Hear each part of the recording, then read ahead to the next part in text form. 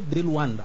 Funcionava de frente à sede do MPLA na Vila Alice. Portanto, era ali onde está o Comitê Provincial do MPLA na Vila Alice, era ali que funcionava a direção central do MPLA antes das eleições. O MPLA era ali, a sua representação oficial em Luanda. Eleições que não virão a acontecer. Que não virão a acontecer. Mas estava a dizer que, a uma determinada altura, Agostinho Neto chama-nos, e só mais tarde viemos a saber que isso tinham sido instruções do Rosa Coutinho, como dizem, primo da Maria Eugênia Neto, que era parte integrante do processo de descolonização da Angola. Agostinho Neto diz: meus senhores, nós não vamos fazer eleições. A independência não se entrega, arranca-se. E nós temos que arrancar a independência. Aqui não haverá eleições. Primeiro, porque a independência não se entrega, arranca-se. E segundo, que se formos eleições, o MPLA perde. Quem está em condições de ganhar as eleições neste momento é a UNITA, dizia Agostinho Neto. Como? E explica. Veja bem, que se nós funcionarmos na base tribal, o MPLA só tem 3 províncias que falam Quimbundo, que é Luanda, Bengo, Malange e Kwanza Norte. A FENELA tem um bocado mais, que é o Baza Congo, Soi e Uigi. As eleições iriam e vão ser ganhas pela UNITA, porque a UNITA tem o resto das províncias, na altura de distritos, que compõem Angola. Todos eles falam Ovimbundo, falam Umbundo, e se houver eleições, a UNITA ganha esmagadoramente. Por isso, vamos utilizar o plano A, fazermos confusão e corrermos com esses lacaios daqui. Então foi pela primeira vez que eu ouvi o termo lacaio e agentes do imperialismo, porque a nossa opção é socialista e comunista e temos que correr com esses homens.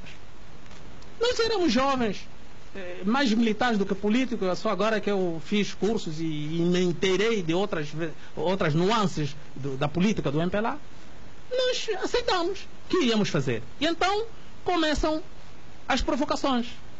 E antes das provocações, eu próprio fiz parte ao grupo que foi receber as primeiras armas vindas da Roménia e talvez da Checoslováquia, uma coisa assim parecida, que vieram num barco sob a bandeira da Guiné-Conakry, ali onde estava o Sékou Touré.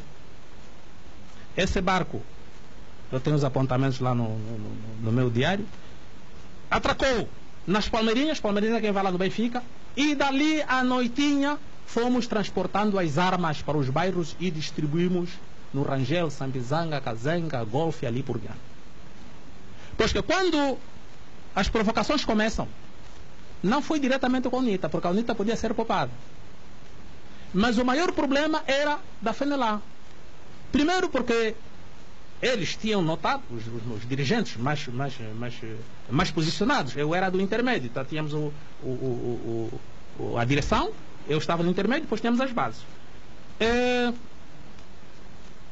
Vimos que a UNITA não constituía força perigosa para o MPLA, nem para nossas forças, mas sim a FENELA, que tinha comandos que não sendo da FENELA, mas sim do exército do Mobutu. E os treinos ou demonstrações que eles faziam punham-nos até de cabeça no ar. Eram indivíduos que saltavam do 7º andar para baixo. Ele via no terraço do 7º andar, deixava cair a AK, a arma deles que eles usavam não era a AK, era mais pequena, peça de Sterling ou Uzi, uma coisa assim parecida. E ele, a meio do caminho, conseguia apanhar a arma e punha-se no chão em posição de fogo. Aquilo era incrível. Ele deixava cair a arma, ele mergulhava, a meio do caminho apanhava a arma e no chão ele de pé em posição combativa. Aquilo aterrorizou-nos. Como correr com esses homens? Então teve que fazer o plano B. Envenenar a FENELA perante o povo. Então começaram a surgir os come-corações, o assa crianças para os chefes comerem, aquilo tudo. Tudo aquilo foi montado, não só pelos serviços médicos, militares como civis. O falecido Macmaon, o próprio Fragoso, que estava a fazer medicina naquela altura, está aí, o que está a falar agora, que participou nisto tudo, na montagem. Estas pessoas não que eram mortas não. iam buscar cadáveres na casa mortuária, iam buscar pessoas que já morreram, crianças já morreram, eram lavadas, punham nas bandejas, cortejavam, punham cebola, alho lá por cima, não sei o quê, e punham na geleira. Para quê? Para provocar o descrédito. E isso conseguiu-se. E então todo o povo aqui, FNLA como pessoa, como coração, não sei o que mais. Isso deu a revolta popular. Porque se fosse mesmo só armas com armas, nós não aguentaríamos o ELNA da FNLA. Bem, há este fator, e o outro fator é a surpresa e o desconhecimento da cidade de Luanda. O comando geral deles, do ELNA, da FNLA, era ali na direita, no Kazenga, no tanque do Kazenga. Aquelas instalações, na altura colonial, era uma empresa de muito peso, e então aquilo serviu para o comando deles. Quando começamos a desbaratar esses indivíduos, ao entrar no Kazenga, eram mulheres que os matavam. Mulheres, porque eles não sabiam os becos, não sabiam onde é que a saída, sabe que ali há áreas onde você pensa que tem saída, não, você entra e não tem saída. E então aqueles miuditos da OPA e da Jota eram as iscas. Quando eles se põem de bandada a fugir e nós aí com os tiros atrás, ele chamava, mano, irmão, entra aqui tem saída para sair de lá. Ele entrava, coitado, a ser acossado pelos tiros aqui atrás, entrava num beco, quando se deparasse lá à frente, não tem saída, ao virar, uma cacetada na cabeça e lá estava o homem estendido. Foi assim que a FNLA foi derrotada. Depois entraram em pânico, porque os ataques eram simultâneos, no bairro Popular, no Kazenga, no Sambizang, em todo o sítio onde houvesse delegação da FNLA. Bem, Dr. Savimbi, estrategicamente, ordena a retirada das suas tropas em Luanda. Ao concentrar as suas tropas em Luanda, para sair, há o genocídio que se verifica no Pica-Pau, onde cerca de 50 ou 60 jovens estavam à espera para seguirem para o quê? À noite vêm lá aqueles indivíduos que infelizmente também foram mortos no 27 de maio, Urbano de Castro, o Sabata e outros, e chacinam aqueles miúdos. Bem, então a UNITA foge, desaparece, vai mais para o sul, e fica a FNLA também desaparece, e então ficam alguns focos.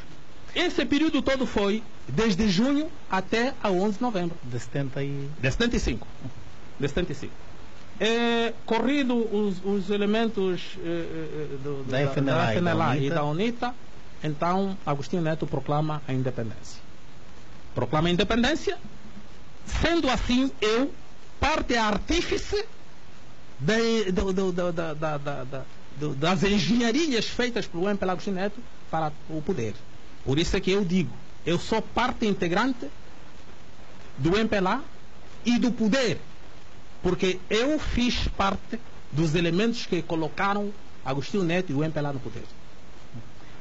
Ok. De 75 a 77, vamos chegar já na resumir um bocadinho. 27 de maio. 27 de maio. Bem, então fizemos com que o MPLA e o Agostinho Neto assumissem o poder e demos o benefício de dúvida. Agostinho Neto governa 1 ano e meio, sensivelmente.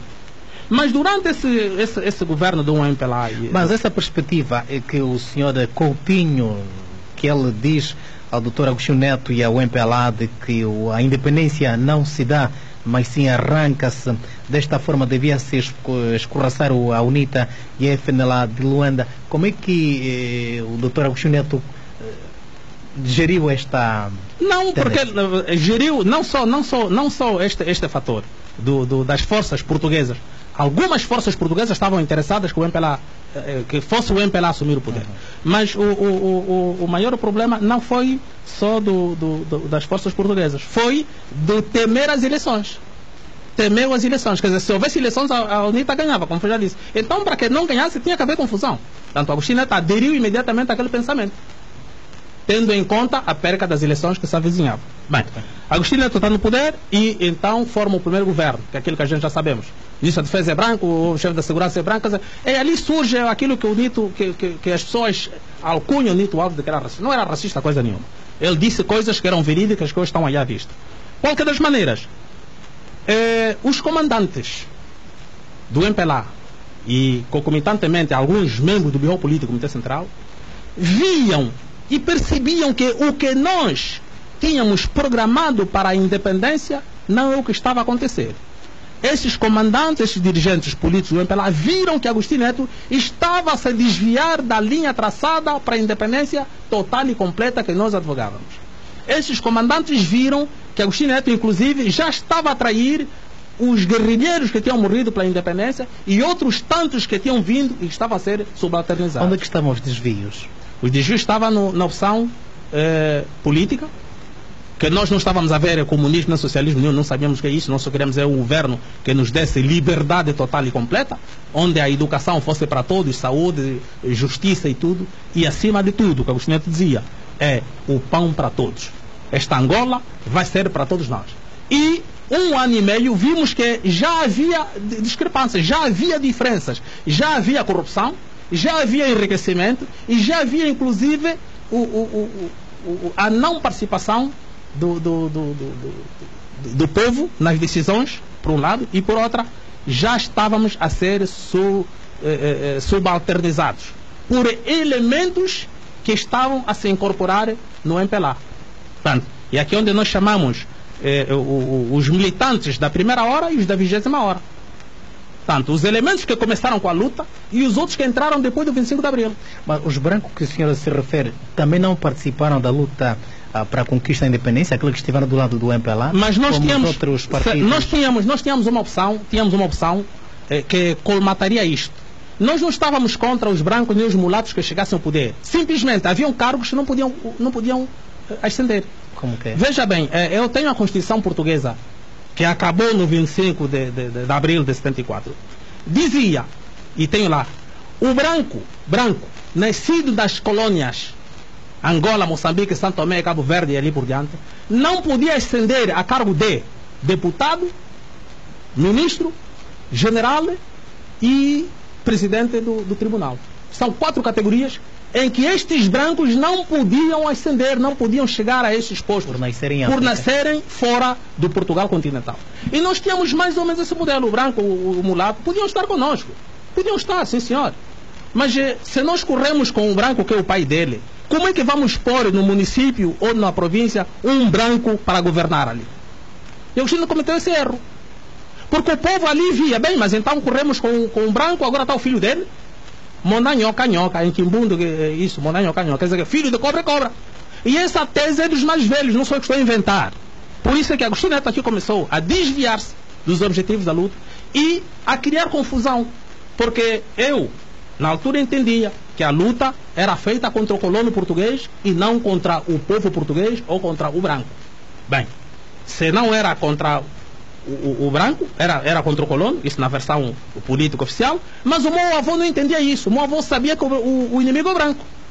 Ele sabia ser colono, podia chamar aqui colônia, mas o branco é o inimigo. E Agostinho Neto, ao cometer esses erros, começou a se distanciar dos objetivos. E essas contestações eram discutidas a nível do bairro e a nível do Comitê Central.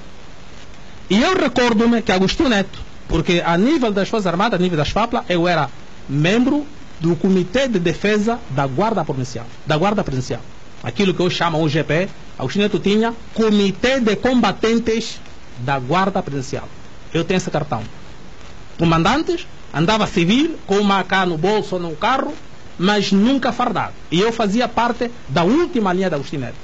Recordo-me, tenho ali as agendas, acompanhei Agostinho Neto em 2 reuniões com mais velhos, uma aqui no bairro Popular junto à igreja Santana, moravam uns mais velhos de Catete, ali estavam 8 mais velhos de Catete, mais velhos de Agostinho Neto. Eu não vi lá ninguém ali que era menor de Agostinho Neto. Agostinho Neto reuniu-se com aqueles mais velhos ali e passado outros 15 dias ou 20 foi se reunir com outros no bairro Operário. Eu fazia parte da escolta de Agostinho Neto. E ali não houve sirenes, não houve escolta, não houve armas da rua, não. O Agostinho Neto foi num Volkswagen com um chapéu de palha, aquele que nós chamamos de zamba, aquele chapéu tipo de camponês, sentado aí atrás, mais alguém ao lado dele, o motorista, e nós íamos em outros carros. Posto ali o carro de um e do outro ficavam à distância, ia-se a pé, ninguém deu conta que o Agostinho Neto está a entrar ali, as crianças continuavam a brincar e ali se reuniam. Isso só para dizer que Agostinho Neto era intimado, era chamado para vir ouvir os mais velhos. Ouvir os mais velhos. E ele vinha. E muitas vezes lhe disseram: rapaz, estás a governar mal, o que é que tu queres? Primeiro que já cometeste um erro. Tu foste estudar e trouxeste lá uma mulher branca. Esta mulher branca é que é a nossa mãe. Maria Eugênia Neto um dia vai ter que me agradecer. Porque se o 27 de maio pega, e eu já tinha dito isso, Maria Eugênia Neto seria divorciada e metida no avião de regresso para Portugal. Porque aqueles mais velhos do 4 de fevereiro já tinham uma Madalena de catete preta preparada para Agostinho Neto. Só que Agostinho Neto aceita a ideia, mas diz: não posso divorciar minha mulher assim. Vocês é que têm que exigir. E essa exigência seria na tal manifestação no Palácio no dia 27 de maio, onde o povo iria obrigar Agostinho Neto a dissolver o Comitê Central do Jogo Político e mandar embora a Maria Eugênia Neto para se casar com uma preta angolana, africana, que para manter esta manifestação não deve se transformar no golpe de Estado que é alegado?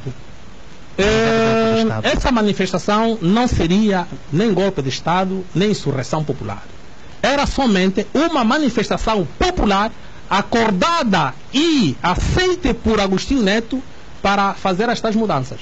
Agostinho Neto não queria ser cúmplice, não queria ser o culpado da dissolução do Comitê Central, do Comitê Central e o Jogo Político e do casamento.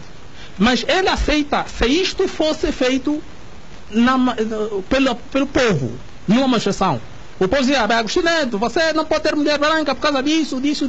Por favor, divorcie essa senhora, cria as condições e manda embora.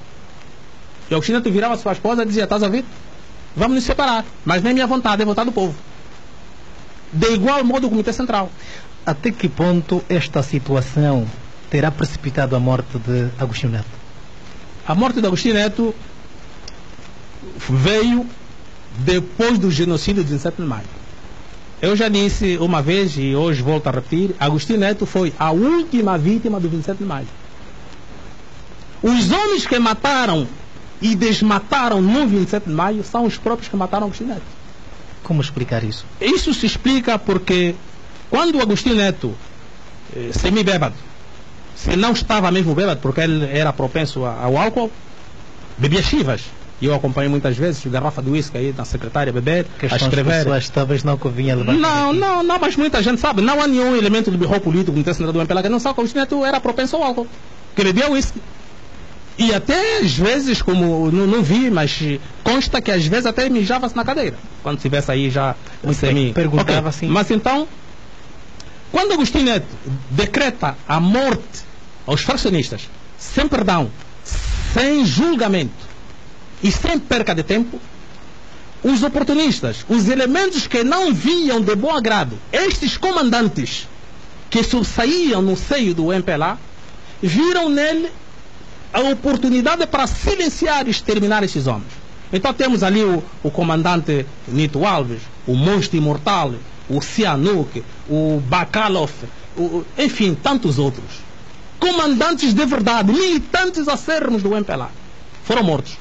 Agostinho Neto vai numa reunião da OA e ali o Senghor, na altura presidente do Senegal, Agostinho Neto, com aquela fisiologia dele, porque estudou em Portugal, é menino de Coimbra, veio lá do quê? A falar em democracia e liberdades, calaram-lhe a boca. Agostinho Neto a falar em liberdade e democracia onde? Em Angola? Senghor segura no envelope e entrega-lhe mais de 50 e tal fotografias do genocídio do 27 de maio. Agostinho Neto olhou e disse: mas isso é o quê? Isso é o que está acontecendo no teu país. Estes cadáveres, esses buracos, esses tratores a passar por cima do que essas pessoas arderem, é no teu país. Agostinho Neto abandonou a reunião. Se estou a mentir, há aí elementos do MPLA que podem confirmar isso. O próprio Dino Matroz, o presidente Zé Eduardo Sado sabe disso, e outros tantos, um Vunda e outros que ainda estão vivos. Agostinho Neto, posto aqui em Angola, inteirou-se de facto o que estava a acontecer e no dia seguinte dissolve a DISA. Está a querer dizer que quando isso ocorre ele não sabia? Ele sabia, mas não na dimensão em que estava a ocorrer. Ele sabia que havia mortes, porque ele até num dos seus discursos diz: todos os dias recebo cartas, recebo recados a dizer que o meu filho foi preso, o meu filho morreu, o meu tio, o meu cunhado. E ele diz: bem, então vamos ter que parar com isso, porque o responsável sou eu. Recebo carta todos os dias de que morre gente, mas então vamos parar com isso. Como eu já mandei parar e a DISA não quer parar, então dissolvi a DISA. E vou proceder prisões de elementos que excederam. É ali onde surge a morte de Agostinho Neto. Agostinho Neto consta, e isso também por traição da própria Maria Eugênia Neto, Agostinho Neto numa tarde, numa noite, no palácio, está a fazer a lista dos possíveis elementos que iriam na cadeia. Lusulara, Onambe, Ico, Ludwig Sassunda, Pedale, enfim, essa gente toda. No entanto, enquanto eles faziam a relação dos nomes, bebia. Às tantas ficou assim, semi-adormecido. E consta que a cunhada Maria Eugênia Neto vem, puxa o papelito e vê indivíduos a deter amanhã e vê aqueles nomes. Consta que ela, Maria Eugênia Neto, liga para o Ico, liga para aquela gente toda e diz: olha, o que vai acontecer isso, venham. E derrompante, aquela gente toda entra no palácio e acorda o China. O que é que se passa? Por quê? Mas o que é que se passa? O que é que se passa? Ele também apanhado de surpresa. O que é que se passa? O que é que se passa? Não, mas afinal o que é? Bem, o que se seguiu depois daquilo já ninguém sabe. O que se sabe é que Agostinho Neto depois ficou doente.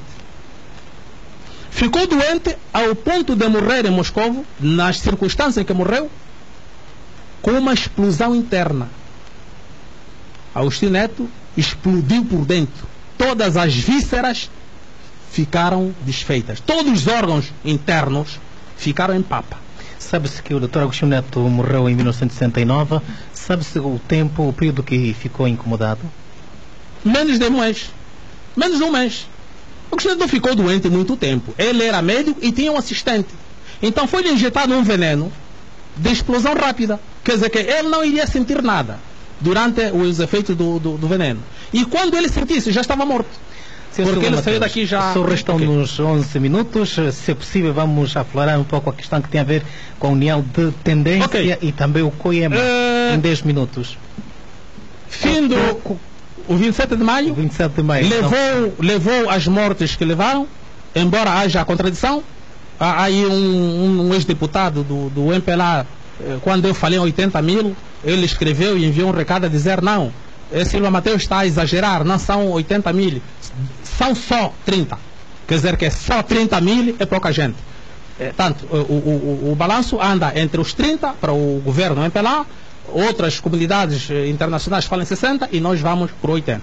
Qualquer das maneiras, durante aquele tempo de partido único, nenhum fraccionista, nenhum elemento, nós que temos sobrevivido ao massacre do 7 de maio, pôde abrir a boca para dizer nada. Dá-se, entanto, o multipadarismo, a mudança e surgem os partidos.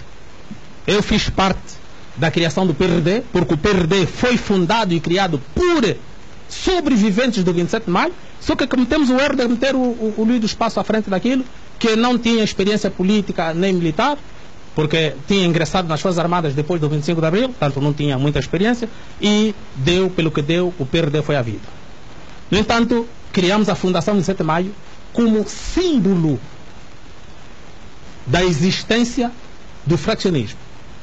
O 27 de maio está imortalizado pela criação da Fundação 27 de Maio, que há coisa de 10, 15 anos tem estado a debater, escrevendo, pedindo audiências, encontros com os membros da direção central do MPLA. Coisa essa que nunca houve nem resultado, nem um apelo do lado deles. A única coisa que fizeram foi quando nós queríamos fazer uma manifestação gigantesca, eles fizeram uma declaração a pedir calma, tolerância, que vinha resolver o problema. Passado mais 5 anos não resolveram, queríamos sair através da rua, isso em 2012, e novamente fizeram aquela declaração a dizer sim, nós tínhamos razão, mas tenham calma, vamos resolver, e não resolveram. Conclusão, o 27 de maio está imortalizado pela criação da Fundação e nós vamos fazer o que nos compete. Há algumas famílias das vítimas do 27 de maio que se revêem nesta Fundação? A maioria estão sim inscritos, são filiados. E não só, agora temos também os filiados por aderência, por simpatia. Quer dizer que leram e viram o perfil e as causas e motivos do 27 de maio e aderem. Okay. Nós temos sócios merimentos. Bem, não obstante a isso, criação do 27 de maio, a Fundação 27 de maio. Sim. Agora temos um outro dado que é político do meu lado.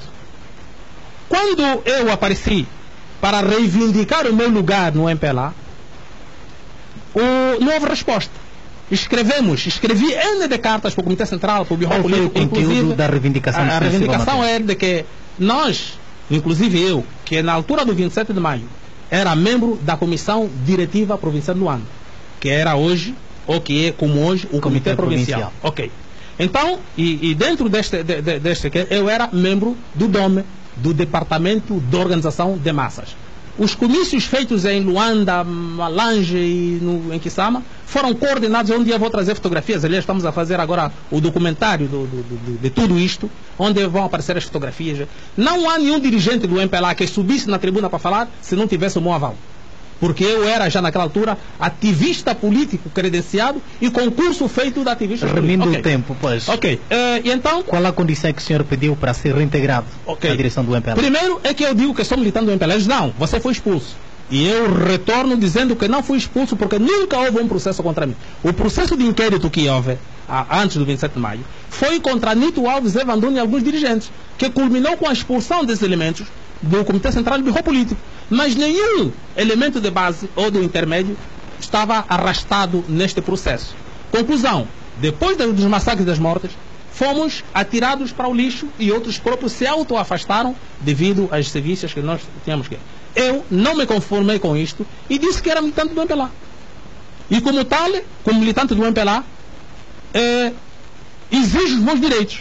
Zé Eduardo, infelizmente, ou felizmente para mim, numa reunião do Comitê Central, exterioriza a tal união de tendência. Diz, bem, tenho recebido cartas, andam aí na internet e em outros círculos, cartas de indivíduos que se dizem ser do MPLA, mas não dão a cara, não os conhecemos quem são, e falam em tendência, não sei o que mais.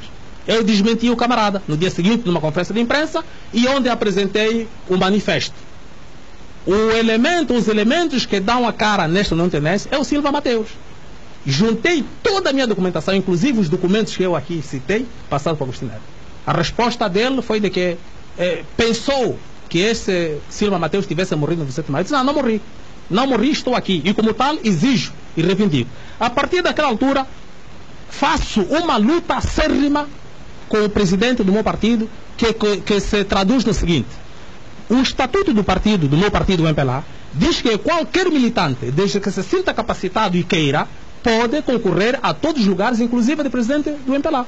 Eu sinto-me capacitado, conheço o historial do MPLA do que muitos que estão aí hoje no Birro Político do Comitê Central, para poder liderar o MPLA.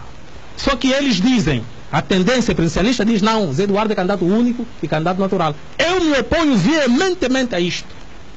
Porque num partido onde há 4.800.000 militantes, não pode um só ser candidato único, porque não só viola o Estatuto e a Constituição, mas como também põe-nos na falta de democracia interna. O senhor não constitui perigo para o MPLA? Eu não constituo perigo para o MPLA, pelo contrário, constituo, diríamos, uma voz credível e persuasora. Tendo em conta a sua posição crítica ao próprio MPLA? Sou crítico construtivo. A minha crítica é construtiva no sentido de, agora como união de tendência, eu fiz chegar ao Zé Eduardo Santos um dossiê, que até exteriorizei isso nos órgãos de comunicação social, um dossiê onde nós punhamos uma acomodação política, jurídica, econômica que é do Zé Eduardo, se deixasse o poder. E o Zé Eduardo, presidente do MPLA, continua casmurro aí agarrado ao MPLA e à República. Perdeu uma grande oportunidade de sair pela porta da frente quando morreu Savimbi. Quando morreu Savimbi, um mês ou dois depois, Eduardo devia arrumar as malas e entregar o poder aos mais jovens, porque a parte que lhe competia estava feita. Estava feita, tinha conseguido a paz. Bem, deixou o tempo arrastar, aquela simpatia e aquele benefício que dávamos a ele, porque todos os males eram atribuídos ao diabo Savimbi, hoje se revertem contra ele. Savimbi morreu há 13 anos, tudo o que acontecia no tempo de Savimbi está a acontecer agora com maior gravidade, e agora quem é o culpado? O Zé Eduardo, tem que haver um culpado. Ele é o chefe do executivo, é o presidente e ele é o culpado de tudo o que acontece. Qual é a sua posição? O senhor granjeia alguma simpatia por parte de alguns dirigentes do MPLA? Certo. Ainda agora está aqui mensagem a dizer, olha, nós estamos, está aqui uma mensagem a dizer, eu estou contigo, estamos juntos, simplesmente não posso xixir no prato em que como. Quer dizer, isso é para dizer que muitos elementos do MPLA, Birro Político, Comitê Central, deputados, sabem, conhecem, estão a ver onde é que o Zé Eduardo está a conduzir esse barco. E muitos deles querem saltar.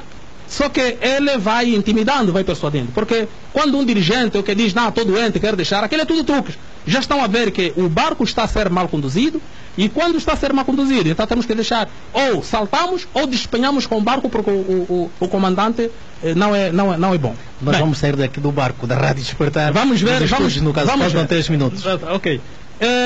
No Congresso passado, devíamos ter eleições. O Congresso de dezembro passado, o MPLA esteve reunido. Não é assim?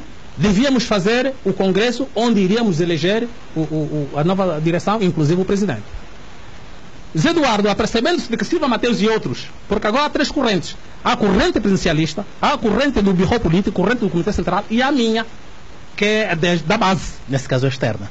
Não é externa, é do MPLA, só que é das bases. É das bases. E eu tenho estado a fazer todo um trabalho, você vai em todos os bairros, já não há CAP, os CAP só existem na casa. Os militantes já não vão lá. Se está lá o coordenador, está sozinho, não há outro. Sr. Silva Mateus, há quem diga que José Eduardo dos Santos neste momento está a fazer a transição do MPLA, do MPLA dos anos 70, 60, para uma nova geração. Não estamos a ver isso, porque se assim fosse, ele devia comunicar, devia avisar de que está a fazer a transição. Mas para quem é que ele está a fazer a transição? Ele já devia ter abandonado. Como digo, já disse várias vezes que todos os elementos de 60 anos para cima deviam abandonar tanto o governo como o partido. Mas só para dizer que Zé Eduardo, apercebendo-se dessas 3 correntes, encetou meteu uns noutros escalões e coartou o Congresso, para haver só o Congresso em 2016, nas vésperas das eleições. Bem, mas aqui, resumindo tudo isto, há um problema. Se o Zé Eduardo fecha os olhos hoje, temos problemas no país. Mas esses problemas iniciam na sucessão do Zé Eduardo no MPLA. O Manuel Vicente, atual vice-presidente da República, não tem arcabouço para, num Congresso, ser reconduzido ou ser eleito para presidente do MPLA e, consequentemente, cabeça de lista. É que essa é a Constituição diz. Não, a Constituição diz para República. Mas ele, antes de ser nomeado como vice-presidente, antes de ser nomeado presidente da República, a não ser que seja neste mandato. Se o Zé Eduardo abdica agora, ele completa o mandato. Mas, assim completar o mandato, tem que haver eleições no MPLA para eleger o cabeça de lista nas próximas eleições. O Manuel Vicente não passa. Não passa. Primeiro, porque não é tido nem achado, tanto no Birro Político como no Comitê Central, muito menos nos militantes de base, assim como eu. Bem, então, a nível o que é que nós iríamos assistir? Iríamos assistir uma luta interna no seio do MPLA. A não ser que houvesse consensos. Tem que haver consenso, construir consensos para determinarmos quem será o presidente do MPLA para ser cabeça de lista nas eleições para presidente da República. Fora disso, o país entra em convulsões. O país entra em convulsões porque o Zé Eduardo não está a ser inteligente para fazer uma transição democrática, pacífica. Foi com muito prazer. Infelizmente não vamos poder abordar a questão do COIEMA.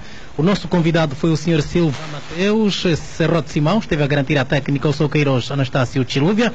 Prometemos estar consigo noutros momentos. Até lá, nosso muito boa tarde, boa tarde.